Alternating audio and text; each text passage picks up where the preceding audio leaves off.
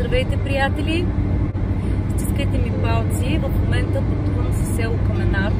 Отивам на оглед с клиенти.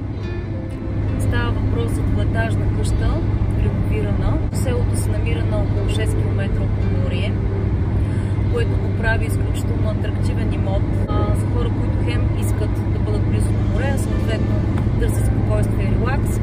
Това е просто идеалният вариант според мен. Така че изгледайте видеото до край, ако ви е интересно. Ще оставя и информация за имота